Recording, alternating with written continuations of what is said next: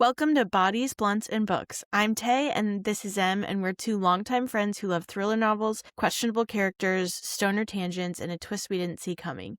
Each episode, we dive into a book one section at a time. Today, we're talking about chapters 22 through 32 of Anatomy of an Alibi by Ashley Elston. We'll give a quick recap and then get into the nail-biting details, so grab your bud, a snacky, and something to sip on, because it's time to light up. Okay, hey Tay, how you been? Any updates? Hey, Em, I'm good. I think I mentioned in the last episode, I went to Colorado with my fam. It was really fun. Oh yeah. I couldn't breathe in the mountains. I did not love that. But otherwise, it was really fun. I will talk about this in a moment, but I basically read the bulk of Heated Rivalry there, so it was great. Nice. And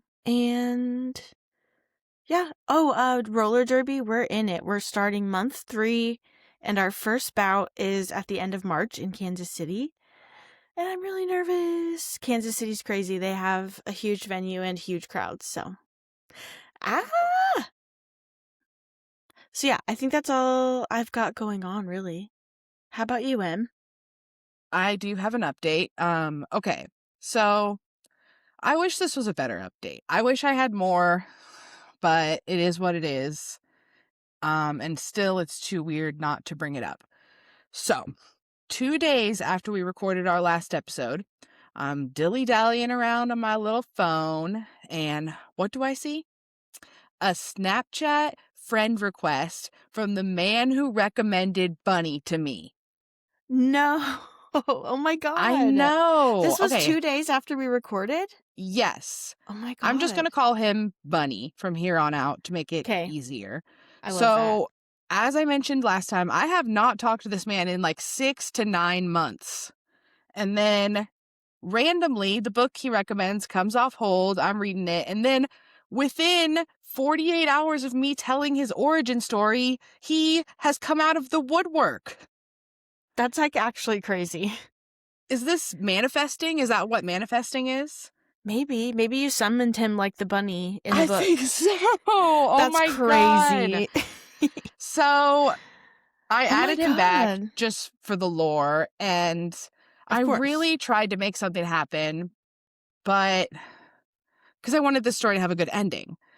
I mentioned in the last episode the reason we originally parted ways was because he is a flake. And lo and behold, I tried to make plans. I tried my hardest without being weird. And he just... nothing. So, manifesting only goes so far. True.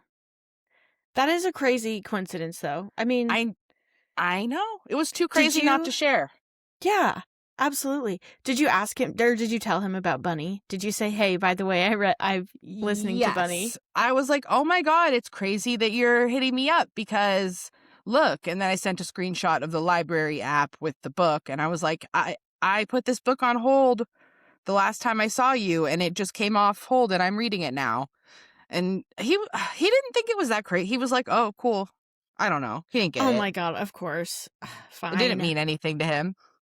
Whatever. That's dumb. Okay. Well, keep me posted, though. If anything. Yeah, I'll still try. He has not responded to my message in like 5 days, though. So I don't have high hopes, but if any updates do happen, I'll let you know.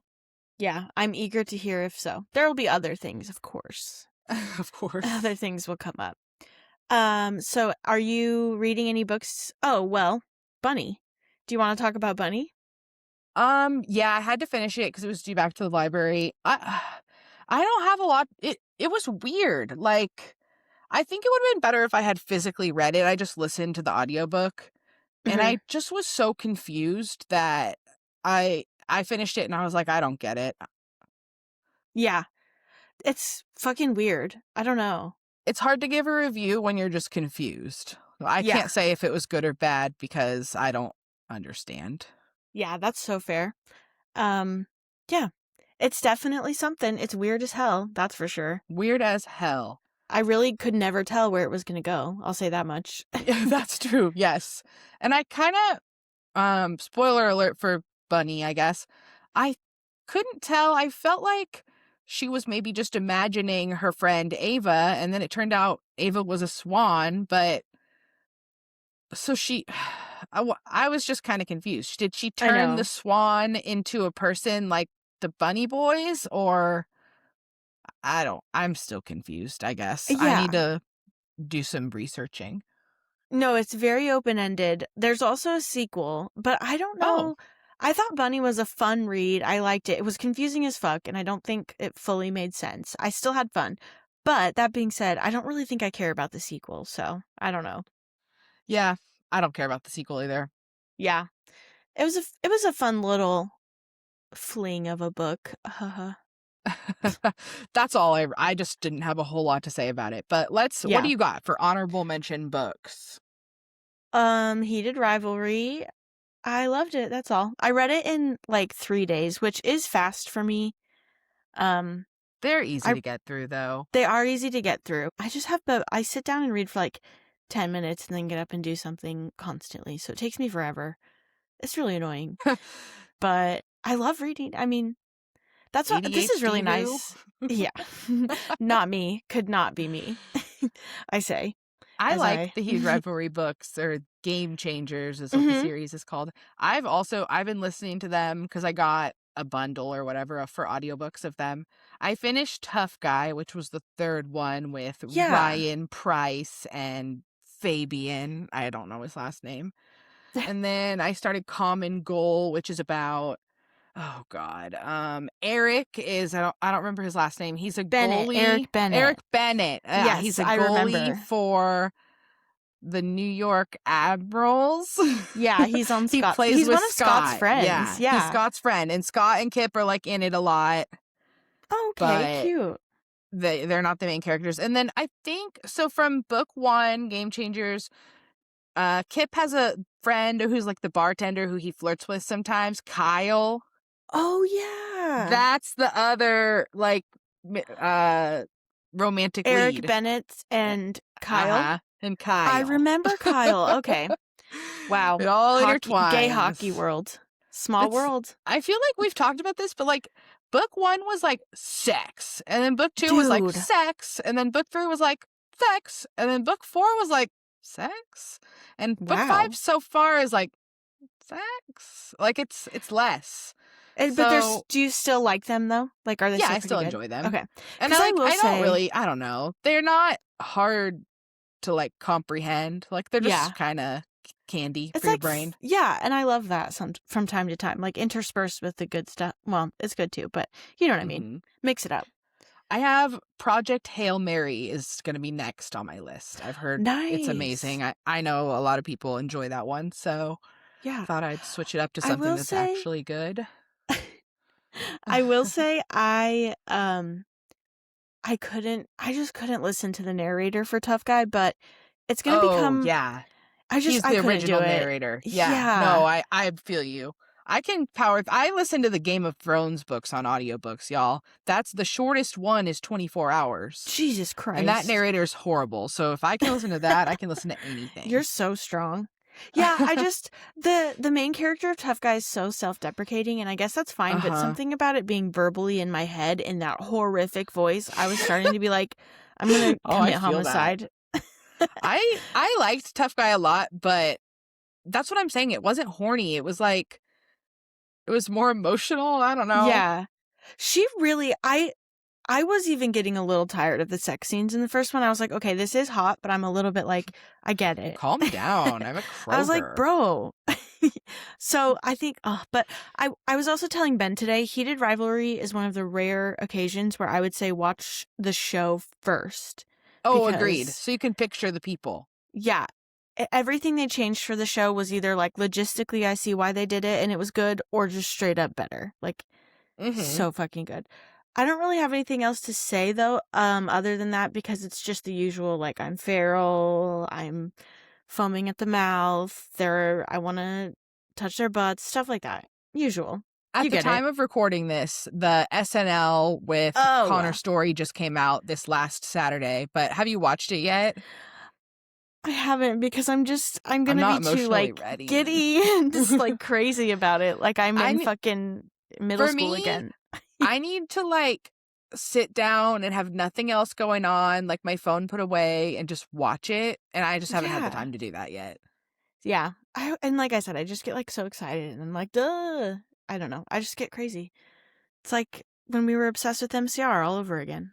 Only now I'm 32. It started when we were 12. Yeah. And now we're here. We out here hyperfixating on Do you have anything else to say? Should we get this started? Yeah, I had a dumb random question. We don't have to do it though. No, tell me. Okay. Please. I got a Kindle and I was looking like on the lock screen or whatever, and there was a book as an ad called "This Story Will Save Your Life," and I was like, I hate titles that break the fourth wall like that. Like the horror section at Barnes and Noble has this series that's all like breaking the fourth wall type of titles, and I hate them. I'm never going to read them because of that. But I was wondering, do you agree or do you think that's petty? No, I agree. I would never pick something up like that. No. Yeah. Anything that addresses second person in the title, I'm like, well, no. No. I'm trying to think. Even books that are like The Daughter You Killed or stuff like that, even kind of pisses me off. I'm like, what does that mean? Yeah. I don't know. No. There's one. Not a fan. There's one. I can't remember which of these I own because they're two totally separate novels, but there's one called like When She Was Me, and then there's another one that was called like When I Was You or something like that. It's God just damn it. so similar. And also, yeah, I own one of them. I can't remember what it's exactly called of the two, but I'm like, what are we doing here? I think we should think a little bit more about this before we publish. Did you ever watch that Netflix series? It was called like The Girl Across the Street from the Woman in the Window. Yeah. Oh, was it like kind of like a parody? Yeah. I'm pretty sure I've seen that. Yeah. All these titles make me think of that. I know. I love a thriller novel, but I will say some of the titles, I'm like, what are we doing here, friends? Let's rethink it. We're out of titles. Yeah. We're at the bottom of the barrel. That's all, though. That was my random question. I just wanted to know if it was a book snob opinion or not, or what your thoughts were. No, I don't think so. I mean, if someone told me, oh, this book is incredible, you have to read it, I might consider it, but I would never just see, what was it? This book will save your life, or whatever. Oh, God, no, I would never just pick that up. Or this book will kill you, or like, you're gonna need I don't fucking know, whatever. All right, let's... That's that on that. So let's get into the recap. In this section, all of our main characters start to get answers while also uncovering more questions. Hank digs deeper into Paul Granger's case and discovers the former chief of police, Kevin Foster, must have been under Randall Everett's thumb. He also learns that Ben may have been following Camille and that Aubrey was on Ben's radar the day he died. Camille comes to terms with the fact that her brother, Silas, was responsible for the crash that killed Aubrey's parents. Camille acknowledges his wrongdoings, but coming clean to each other about everything that has happened ends up bringing Silas and Camille back together.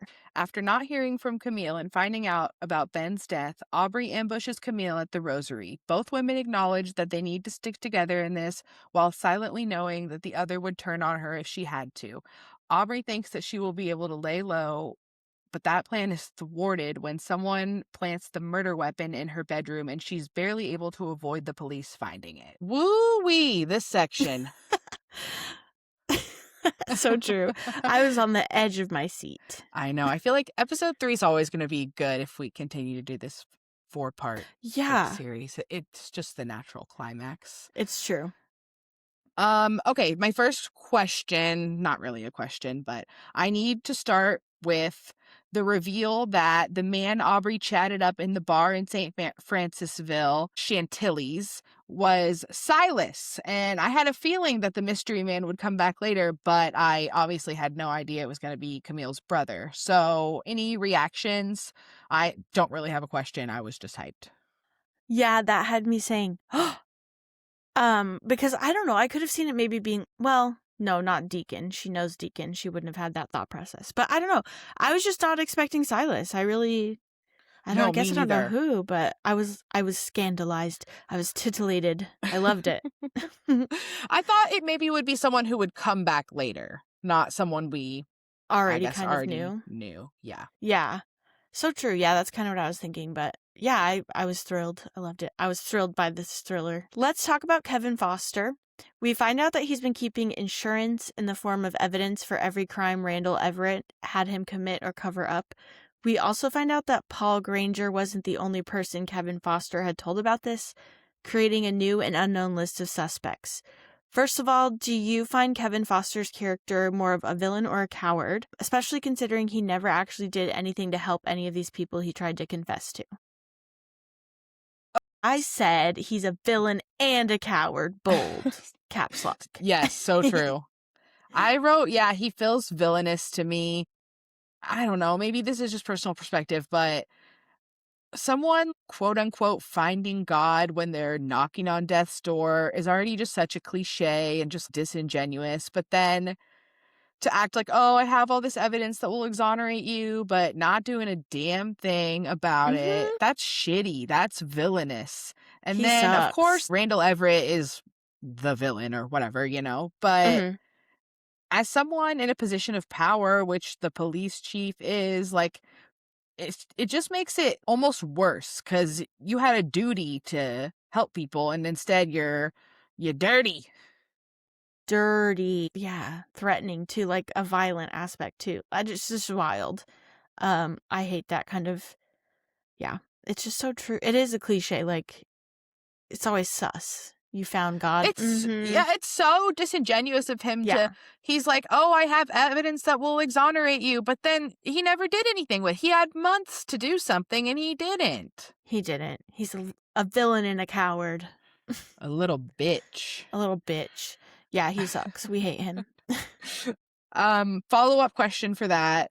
What are your thoughts on opening up the pool of suspects so widely? Is it interesting or is it too much chaos? I did say a little too much chaos. I think my brain is just scrambled lately. I'm mentally a little tired, so I'm getting a little lost at times. Yeah, like, okay. I think it's kind of twofold, I guess, because I do think it just depends how you feel about a book that's twisty for the sake of being twisty. I think it was an interesting writing choice that made for a good twist. And then, of course, like later when we find out Aubrey is being framed, that kind of narrows the suspect pool back down because how would anyone know about Aubrey if they weren't kind of already involved in this? Yeah.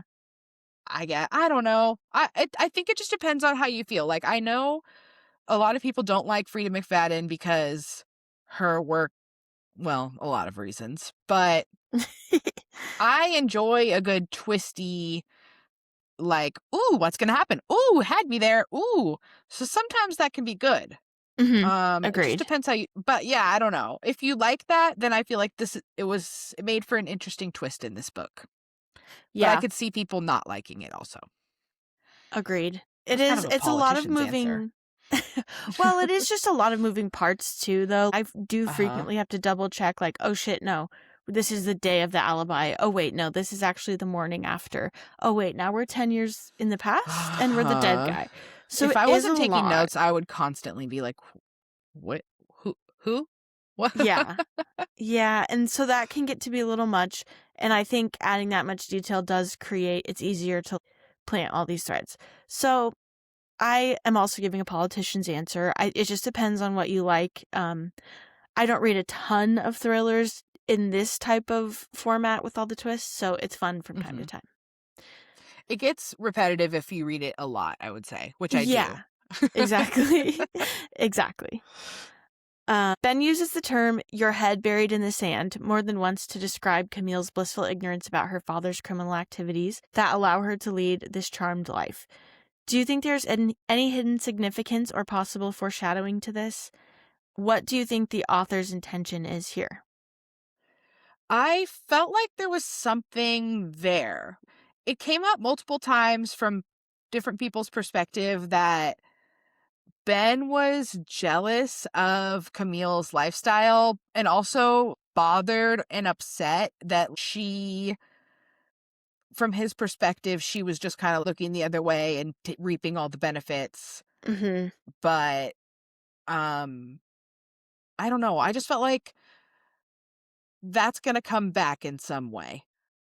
Yeah, do you think that maybe, like, Camille did something that her father covered up, and so but she's like, "La, la, la, la, I don't agree with any of this, even though it did benefit me once." And I mean, it benefits her in many ways still, but was there anything, like, personally, do you I don't think? know. Not necessarily. I think Okay. more so it's just going to be Camille has to acknowledge, like, what's happening and either, like, commit to becoming part of the, like, corrupt family or doing something to Or cut stop them. ties. Yeah, Yeah, oh, yeah.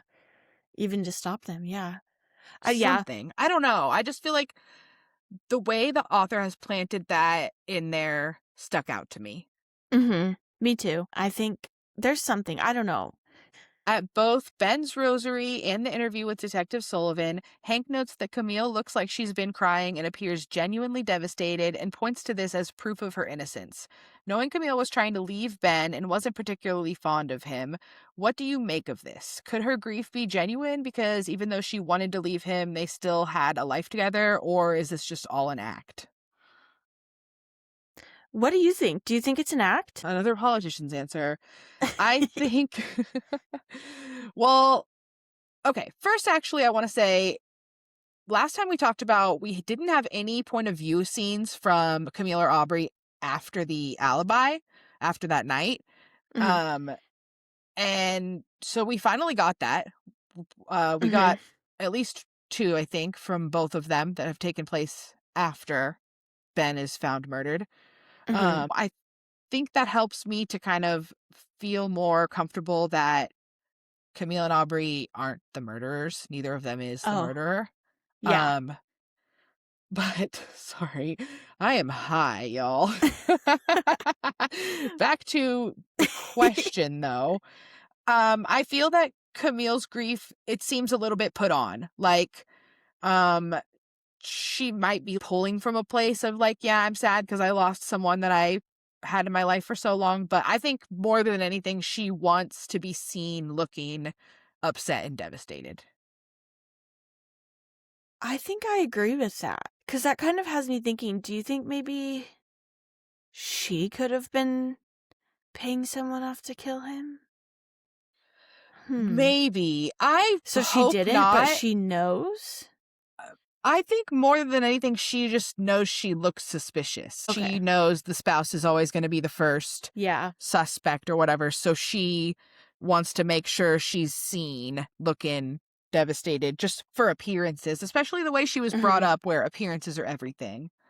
So true. She's been living her life this way. Yeah, I don't know. That's a tough one. That's a good question. I I do think it would to some degree be shocking too to just find a dead body. So maybe if she's not involved, but she was still just like shook by like, ooh, that's still a dead body.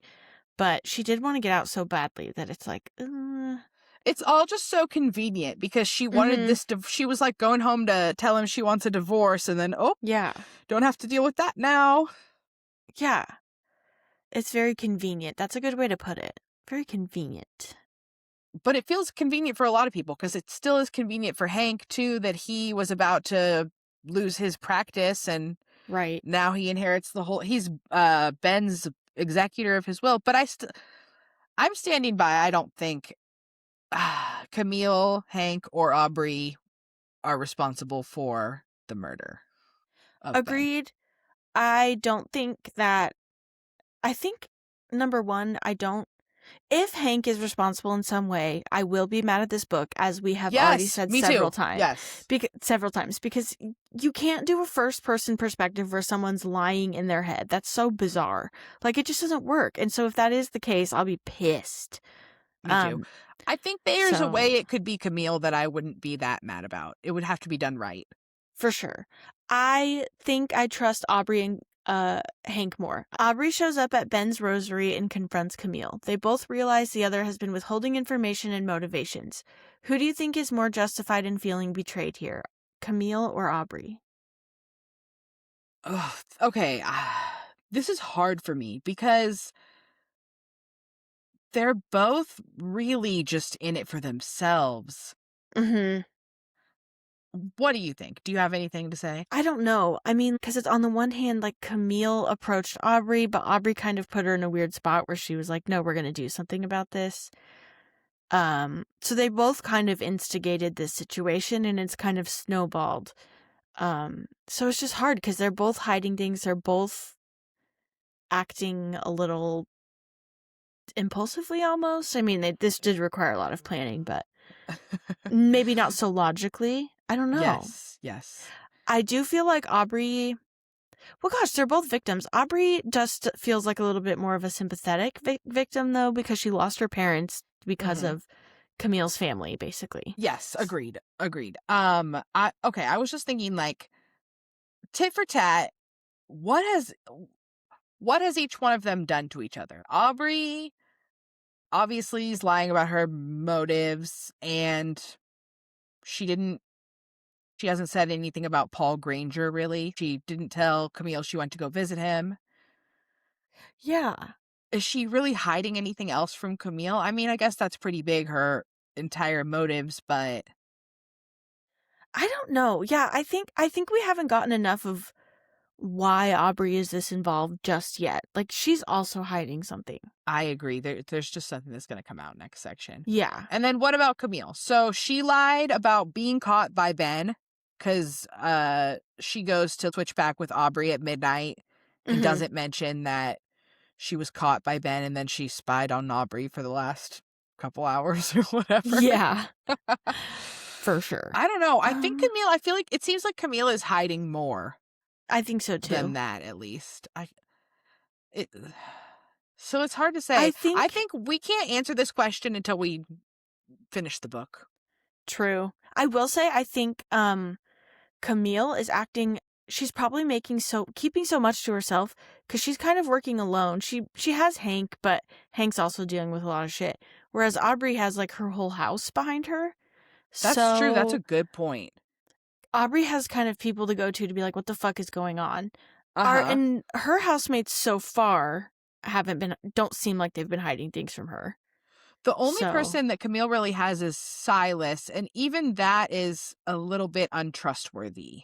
Well, and it's kind of newer. Like, Hank was there the moment she found the dead body, whereas Silas has kind of... It's been, like, 2 days. I mean, in the grand scope of the book, though, they haven't been that close for a while, as much as Hank and Camille have been working together. Yeah, hard to say.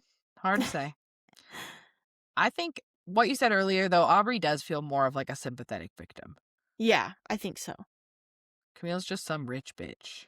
Sorry to say, but ultimately that is true. Okay, so Deacon has quickly become a rock for Aubrey, making sure she gets home safe at night, helping her with her whole plan with Camille and Ben, and giving her a key to his apartment so she can use his bathtub. How do you feel about his protectiveness, and do you find it comforting or suspicious? I hope it's not suspicious, but I will admit, if it's just a random love story on the side, it does kind of feel shoehorned in. I think due to the nature of this book, again, so many characters, so many time changes, there's not time to develop that. I'm kind of picky about romance. It just feels shoehorned in and doesn't fit to me. Yeah, I think it strikes a chord with both of us, like, in a bad way, when there's just an extra romance plot added in so that they can say there is. Yeah, it's just kind of odd. Which happens kind of a lot. Yeah, it literally happened in the book we did our trial run. Oh, yeah. That one felt a little less shoehorned in, but still was a little like, oh, okay. But I don't think it's suspicious is my thought. What about you? I think Deacon is a little bit suspicious. Why? They've been living together for a while, right? Why is he all of a sudden trying to cozy up to Aubrey? And, like, I don't know, it just feels love bomby, especially the way he just kept being like, come use my bathtub, even though I do love a good bathtub, don't get me wrong. But, like, why are you giving her a key? And why have you never offered this before? And why are you not picking her up from work before this, and then all of a sudden you now pick her up every night? Yeah, I guess I chalked that all up to she's going through this weird situation now, so he's trying to be more supportive, and maybe he worries. That's fair. That's fair. But, I mean, they have emphasized Which they keep saying this is a house full of criminals, but I'm like, I mean, seems like petty criminals. I don't know. Right? The way they word it is like, okay. I do they're think not... Deacon's probably the biggest criminal, though. He works for his cousin, who's like a loan shark or whatever. That's true. And then the roommates, the two guys, Shane and Eddie, they're car thieves, like petty thieves. I think they said they're retired car thieves. Retired. Yes, they opened their own car did you shop. catch in this episode? They're a couple, apparently. Yeah. I mean, this section of the book. I did. And I'm like, that's I thought good. they were brothers. I thought it straight up said they were brothers. So I was confused. But this section, it said they're a couple. Oh, no. I didn't ever think they were brothers. I guess I thought they were friends and roommates. They were roommates. Sorry. No, they're gay. I just missed it, I guess. I was like, oh, cool. Okay. No, I straight up don't think they said anything. Because, like I said, I thought they were only roommates. So I think this might be the first time they mention, like, more than roommates. Yeah, I guess I didn't miss I just missed that. It's the opposite of missed. I implanted a memory that someone said they were brothers. No, I don't think I read. I mean, God, I hope not. That would be wild. But no, I don't think they're brothers. I don't think. One or the other, at least. Okay. Deacon's a love bomber. Next question. Love bomber, toxic, sus. Okay. We get another point of view chapter of Ben from 10 years ago. It's the next morning, and Ben has fully committed to being Silas's alibi, knowing that it will greatly benefit his life and career. With more context to how this all went down, do you see Ben as a victim or a willing accomplice? What do you think, Em? So yeah, we kind of talked about this last week, and last time I was definitely leaning more towards Ben was just kind of a victim of Randall Everett and like got corrupted along the way. But after this chapter specifically and just this whole section, I'm leaning the other way. Ben was dragged into this kind of, unwillingly, of course, but he pretty much immediately recognized this is going to benefit me. I want to do this because I'm going to get ahead in life. And it did feel like he kind of knew what he was getting himself into. And I kind of feel the same way about Margaret, too. Like, she immediately was like, oh, this is my opportunity. I'm in. Yeah, they did not put up a fight.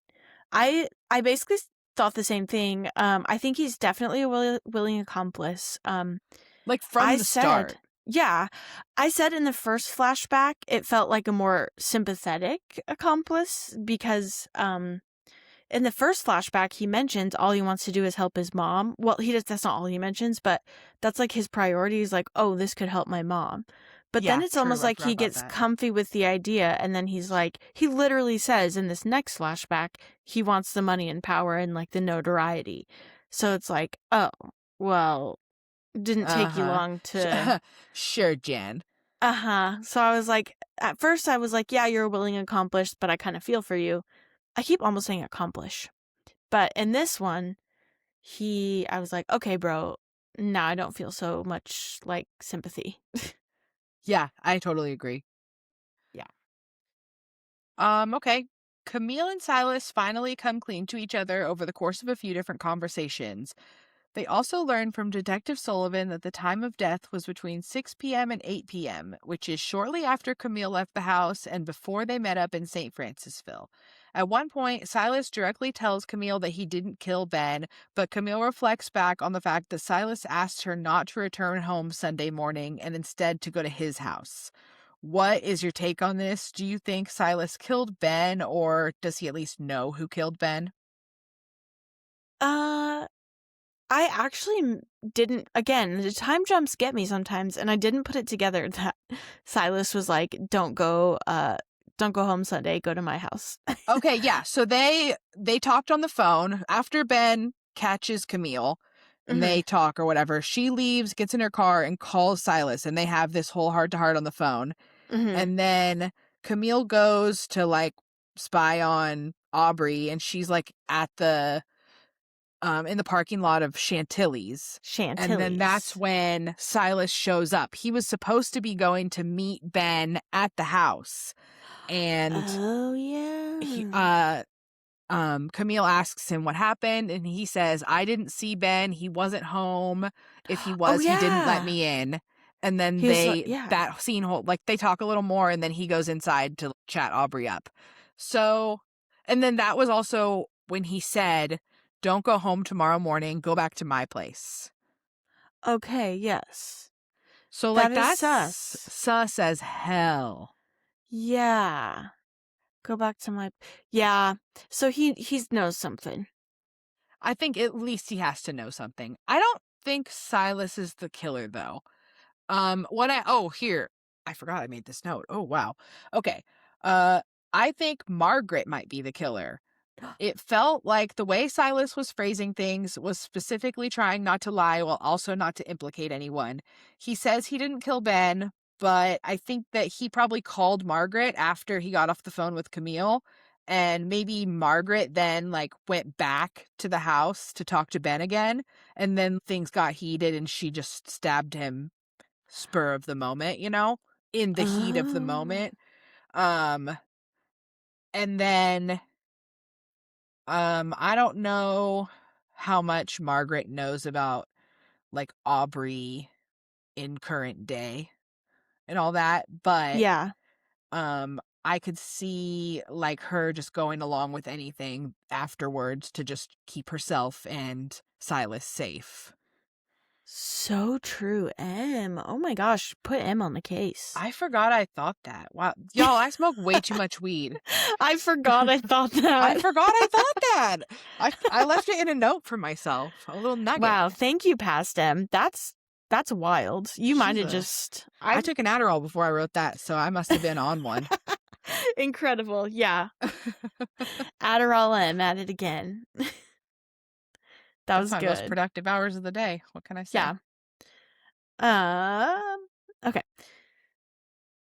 Hank is called to the police station to retrieve some of Ben's personal items that are no longer needed. This appears to be a ruse for Detective Sullivan to get Hank alone in person to reveal that he saw Aubrey Price's file on Ben's desk, and he has made several of the connections already. How much do you think Detective Sullivan actually knows? This is tough. I feel like Detective Sullivan knows things that we don't even know as the reader. And I think in the end, he might be the one who reveals it all. Yeah, I could see that for sure. I wouldn't be surprised if he knows more than he's letting on. Again, just because they seem like they probably have eyes on Aubrey's house. I don't know. She lives in a house with criminals, quote unquote. But yeah, we aren't getting any Detective Sullivan perspectives. He just kind of pops up here and there. So he's doing his detective work in the background. That's a separate novel. Yeah, that's funny.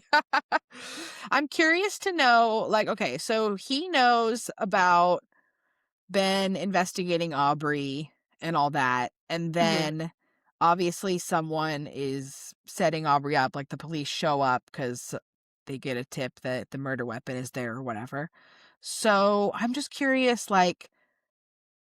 is he going to go the route of it's Aubrey, or does he know something else?